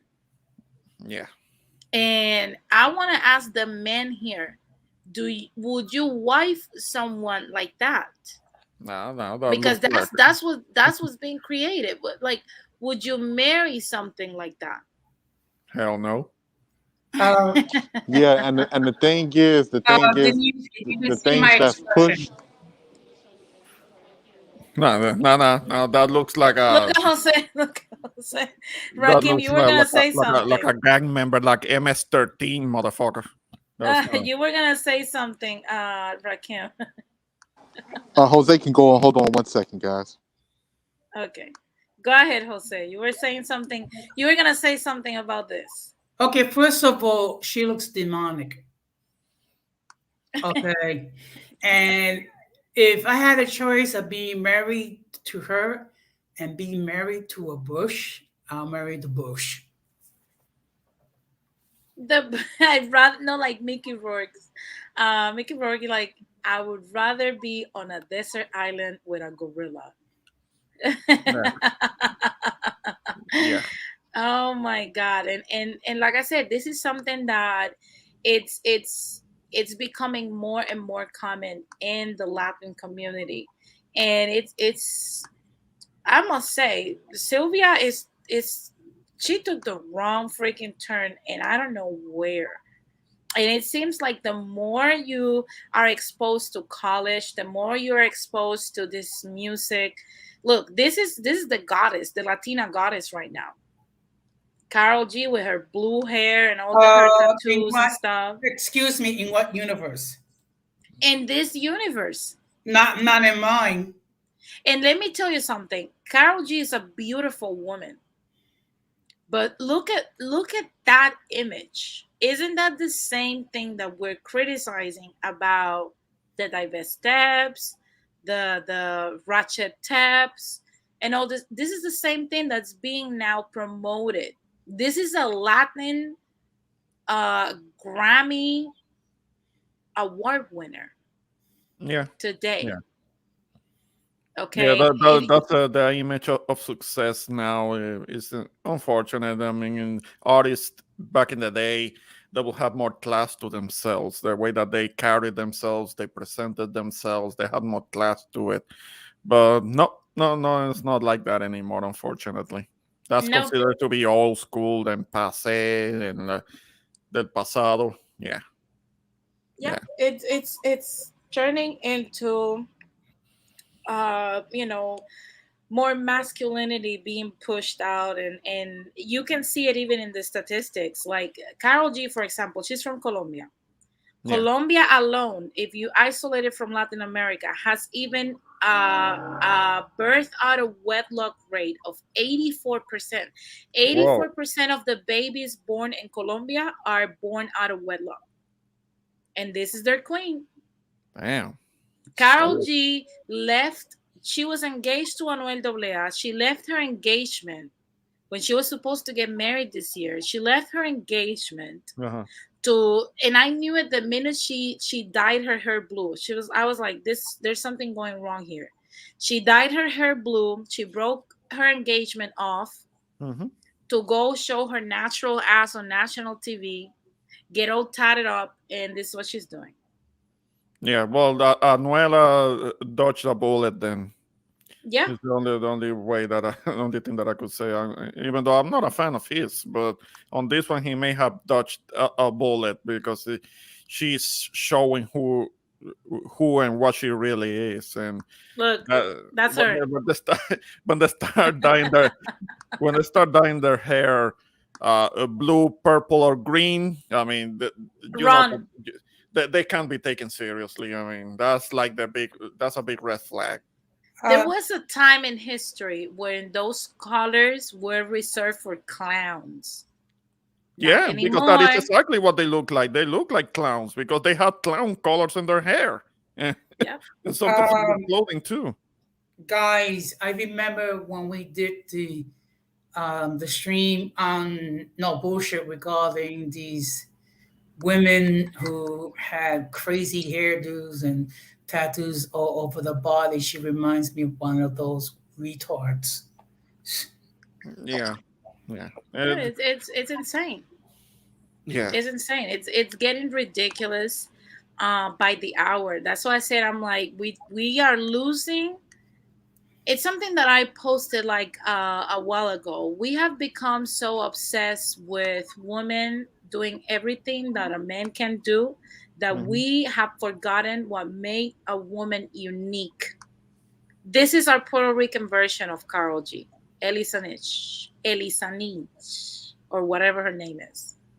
Yeah, she That is looking like a gang member, doing the white power sign too. Out of No, well, nowhere. apparently I think that's blood gang, or maybe she's a pot root. that's her. Well, That's her. yeah. But guys, The, I'm gonna start wrapping this up because I have to prep for the second show at 6 p.m. So we're gonna tackle down today on Latin explaining the Empire Strikes Again. And if Mhm. you want to know what I'm talking about, trust me, if you like the Sylvia show, you're gonna love the Empire Strikes Back. Oh, anyway, I'm gonna start with Ramon, then Rakim, and then Jose. Final thoughts on today's stream. Yes, first of all, I appreciate Dennis you letting me on your panel. And this whole thing, I mean, you're just kind of like touching lightly on this subject. This is something that can we can come back and revisit it with some new things and some new fuck shit fuckery comes up. We can revisit this subject again because this is barely scratching the surface. And but yeah, that's something that we have been observing, us that are a little bit older, and we remember how things used to be, particularly when with the celebrities. And I mean, they might not have been these angels, these pure Puritan people, but at least they presented themselves like they care about themselves, like they care about their image. But there is a lot of kind of like messed up imagery that is being presented to the media, and that's maybe partly why I don't engage in it anymore like that. Like I don't really watch TV like I used to, in partly because of that. It has changed and not changed for the better. I mean, I don't have a problem with change as long as it is for the better, but it's not. It's not happening. It's not happening like that. It's not being changed for the better. It's changing for the ish, for the mess. So, like, at least if later on some of us were gonna be if we're gonna be having like offspring or people that are gonna be following after us, that are gonna take up on our legacy, where all we can do is try our best to instill in them certain values, and teaching them to value themselves and respect themselves and their appearance, and making them getting them to understand that um, carrying themselves with class and with dignity, like they having pride in themselves, is more likely to take them much further in life, in when it comes to success and the like. That will be what I would recommend anybody to who hears this. And yeah, it's unfortunate. It's unfortunate. Don't try to follow and imitate these current celebrities, because they're not really worth a damn. I mean, even if you're listening to like the reggaeton, I will be the first one to say, hey, listen to reggaeton of yesterday or back in the day, which it was a cleaner look back then. Kind of like take an example for that. It was fun, and people did sometimes they did care more about their appearance. They dressed better. They had more of a clean look. They presented themselves better. Right now, we are looking at people that look like they have some kind of an addiction, or they look like they are streetwalkers, and they're trying too hard to be rebellious, and that's not something that I will recommend for the youth, for impressionable youngsters that are growing up, coming up, looking up to these personalities. Absolutely. Absolutely. Thank you so much, Ramon. I'm going to put you backstage and go anywhere. Now, Rakim and then Jose, final thoughts. Rakim? I think the Femo tips got him. But in the meantime, Jose, final thoughts. Okay, well, first of all, thank you very much for allowing me to be on your stream. It was good that we were able to have this serious discussion regarding the femoral tips. The fact of the matter is, it's a shame that these women, instead of taking the advantage of getting a college education to get careers that happen to become financially successful, just to shame men for being less educated. But it is what it is. I just want to remind everybody that I will be live this Tuesday night, 9:30 p.m. Eastern Standard Time, 8:30 Central Standard Time. I keep forgetting what it is in Pacific Time. But my topic will be the consequences of the COVID-19 mandates. It's going to be a serious discussion, and I look forward to you guys being there. Of course, I'm going to close the same way that I always close. People, please be careful out there because we're still dealing with C-19, and we must do everything possible to avoid our contact with the mentally, intellectually challenged, which is forever expanding. Because if we fail to do so, we become infected and then we'll be talking like we are brain damage. Absolutely, Jose. Thank you so much for tuning in and joining the panel. I'm going to put you backstage. Rakim, final thoughts. Okay, my final thoughts is it looks like feminism has hit like a tidal wave and is definitely destroyed the United States, but is making its way to the Caribbean and to different parts of Latin America and of course all over the world. And this whole just rebelliousness, like it's no structure. Some of these women that are involved in feminism seems like they love the power of not having to follow any type of structure, any type of rule of order, or anything like that. But here's one thing that people don't understand: with no rule or order comes no need to protect.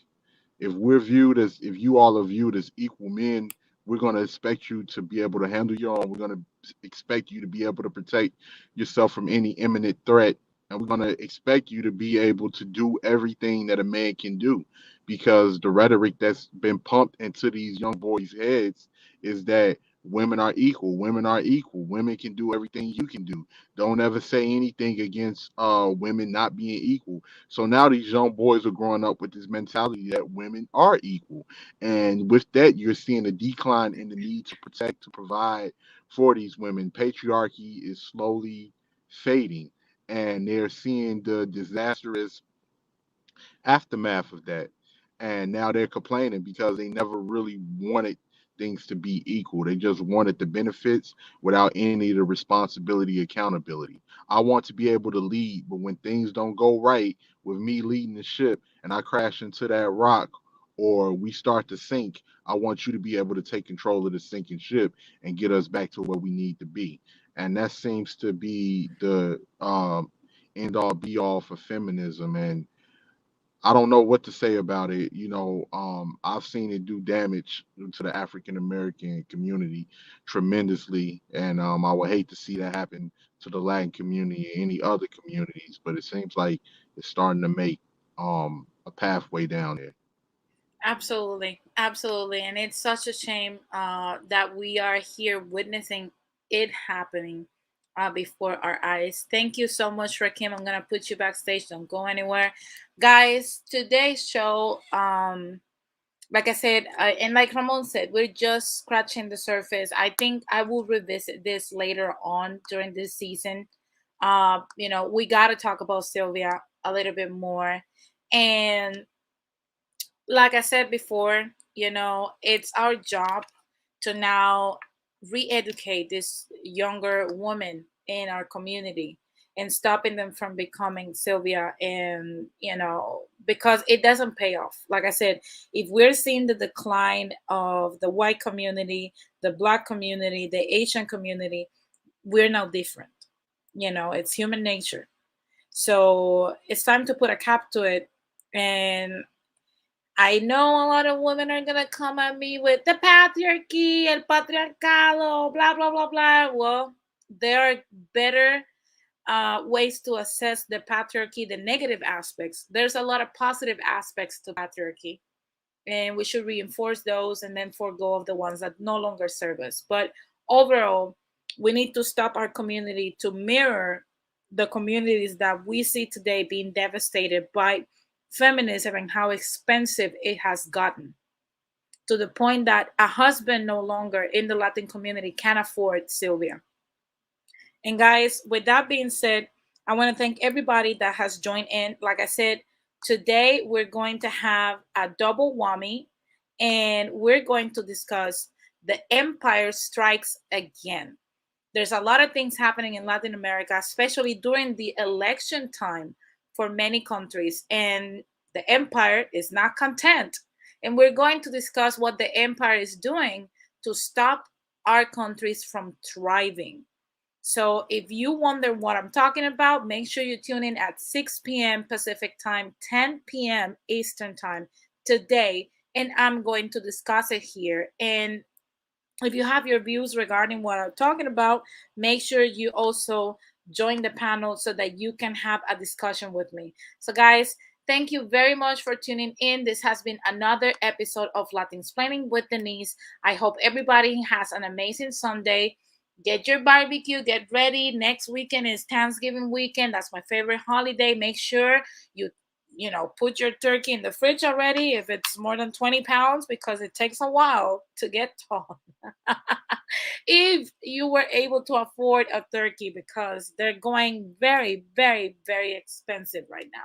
So, guys, that has been all for today. Thank you very much for tuning in. I'll see you guys at 6, and it has been a pleasure to host another episode of Latin Explaining with Denise, all about finances, business, and sometimes politics and fun. Thank you very much, guys. Peace.